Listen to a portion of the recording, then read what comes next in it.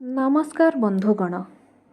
मनुष्यर व्यक्तिगत जीवन ठारू आरंभ करी वास्तुशास्त्र एवं ज्योतिषशास्त्र पर्यंत सबुठी लुणर महत्व विषय वर्णना करा जाइछि।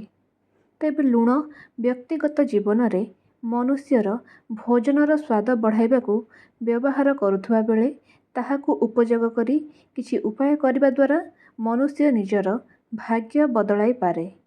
ଯେଉଁ ସବୁ ଉପାୟ ବିଷୟରେ ଜ୍ୟୋତିଷ ଶାସ୍ତ୍ରରେ ବର୍ଣ୍ଣନା କରାଯାଇଛି ତାହା ଆଜି ଆମେ ଏହି ଭିଡ଼ିଓରେ ବର୍ଣ୍ଣନା କରିବା। ତେବେ ଲୁଣକୁ ଉପଯୋଗ କରି କରାଯାଉଥିବା କିଛି ଉପାୟ ବିଷୟରେ ଆଜି ଆମେ ଆପଣଙ୍କୁ କହିବୁ।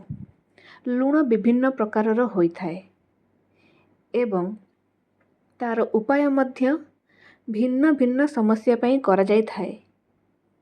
ଯଦି ଘରେ କୌଣସି ସମସ୍ୟା କିମ୍ବା ନକାରାତ୍ମକ ଶକ୍ତିର ଉପସ୍ଥିତି ଥିଲା ଭଳି ଅନୁଭୂତ ହେଉଛି, ତେବେ ଘରର ଏକ କୋଣରେ ଏକ ପାତ୍ରରେ ସାଧାରଣ ଲୁଣ ଭର୍ତ୍ତି କରି ରଖିଦିଅନ୍ତୁ ଏବଂ ପ୍ରତ୍ୟେକ ସପ୍ତାହରେ ବଦଳାଇ ଦିଅନ୍ତୁ। ଏହାଦ୍ୱାରା ଲୁଣ ଘରେ ଉପସ୍ଥିତ ଥିବା ସମସ୍ତ ନକାରାତ୍ମକ ଶକ୍ତିକୁ ଅବଶୋଷିତ କରିଦେବ। ଲୁଣକୁ କେବେବି ଲୁହା କିମ୍ବା ପ୍ଲାଷ୍ଟିକ୍ ପାତ୍ରରେ ରଖିବା ଉଚିତ ନୁହେଁ। ଏହାକୁ ସର୍ବଦା କାଚ ପାତ୍ରରେ ଭରି ରଖନ୍ତୁ। ବାଥରୁମର ଏକ କୋଣରେ କ୍ରିଷ୍ଟାଲ ସଲ୍ଟ ଏକ କାଚ ପାତ୍ରରେ ରଖିଦିଅନ୍ତୁ ଏବଂ ତାହାକୁ ପ୍ରତି 15 ଦିନରେ ଥରେ ବଦଳାଇ ଦିଅନ୍ତୁ।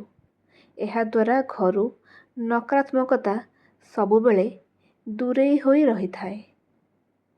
ନଚେତ୍ ରକ୍ ସଲ୍ଟ ଲ୍ୟାମ୍ପ ମଧ୍ୟ ଲଗାଇ ପାରିବେ। ଲୁଣକୁ କେବେବି ସିଧାସଳଖ କାହାରି ହାତରେ ଦେବା ଉଚିତ ନୁହେଁ। ଏହାଦ୍ୱାରା ଜୀବନରେ ସମସ୍ୟା ଆସିବା ସହିତ ସମ୍ବନ୍ଧ ମଧ୍ୟ ଖରାପ ହୋଇଥାଏ। ଯଦି ଘର ଉପରେ ଶନି କିମ୍ବା ରାହୁ ଦୋଷ କିମ୍ବା କୌଣସି ନକାରାତ୍ମକ ଶକ୍ତିର ପ୍ରଭାବ ରହିଛି, ତେବେ ଘରର ମୁଖ୍ୟ ଦ୍ୱାରରେ ଏକ ନାଲି କପଡ଼ାରେ କଳା ଲୁଣ ବାନ୍ଧି ଝୁଲାଇ ଦିଅନ୍ତୁ। ଦେଖିବେ ସମସ୍ତ ସମସ୍ୟା କିଛି ଦିନ ମଧ୍ୟରେ ଦୂରେଇ ଯିବ। ଆପଣ ଏହି ଉପାୟ ନିଜ ଘରର ସିନ୍ଦୁକ, ଦୋକାନ, ବ୍ୟବସାୟ କ୍ଷେତ୍ର କିମ୍ବା ଅନ୍ୟ କୌଣସି କାର୍ଯ୍ୟକ୍ଷେତ୍ରରେ ମଧ୍ୟ କରିପାରିବେ। ଲୁଣ ରଖିବା ସମୟରେ ସେଥିରେ କିଛି ଲବଙ୍ଗ ମଧ୍ୟ ପକାଇ ଦିଅନ୍ତୁ। ଦେଖିବେ ଆପଣଙ୍କ ଆର୍ଥିକ ସ୍ଥିତି ମଜବୁତ ହେବ ଏବଂ ଧନ ପ୍ରାପ୍ତି ଆରମ୍ଭ ହୋଇଯିବ। କାଚ ଗ୍ଲାସରେ ଲୁଣ ମିଶାଇ ଘରର ନୈରୁତ୍ୟ କୋଣରେ ରଖିପାରିବେ। ଏହା ପଛରେ ଏକ ନାଲି ଲାଇଟ୍ ମଧ୍ୟ ଜଳାଇ ପାରିବେ। ଏହା ରକ୍ ସଲ୍ଟ ଭଳି କାମ କରିଥାଏ, ଯାହାକି ଘରର ନକାରାତ୍ମକତାକୁ ଅବଶୋଷିତ କରିଥାଏ।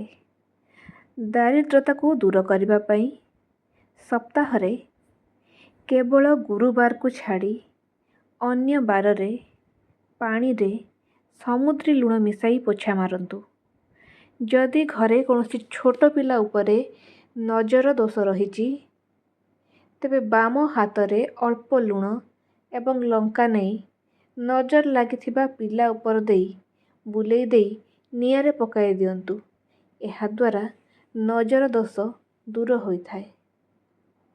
ନଚେତ୍ ନଜର ଲାଗିଥିବା ବ୍ୟକ୍ତି ଉପରେ ଏକ ମୁଠା ଲୁଣ ଓଲଟା 3 ଥର ବୁଲାଇ ପାଣିରେ ପ୍ରବାହିତ କରିଦିଅନ୍ତୁ।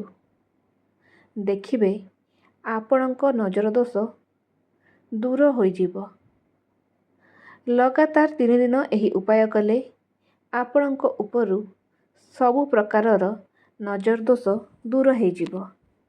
ସପ୍ତାହରେ ଅତି କମରେ ଗୋଟିଏ ଦିନ, ବିଶେଷ କରି ସୋମବାର ଦିନ ପାଣିରେ ଅଳ୍ପ ଲୁଣ ମିଶାଇ ସ୍ନାନ କଲେ ଚର୍ମରୋଗ ଜନିତ ସମସ୍ୟା ହୋଇନଥାଏ ଏବଂ ନକାରାତ୍ମକତା ଠାରୁ ମୁକ୍ତି ମିଳିଥାଏ। ଆପଣମାନେ ମଧ୍ୟ ଜୀବନରେ ଏହି ଉପାୟ ସବୁ ପାଳନ କରନ୍ତୁ। ଦେଖିବେ ଆପଣଙ୍କର ମଙ୍ଗଳ ହେବ। ଯେଉଁମାନେ ଆମ ଚ୍ୟାନେଲକୁ ନୂଆ ଆସିଛନ୍ତି, ଚ୍ୟାନେଲଟିକୁ ସବସ୍କ୍ରାଇବ୍ କରନ୍ତୁ। ଜୟ ମା ଲକ୍ଷ୍ମୀ।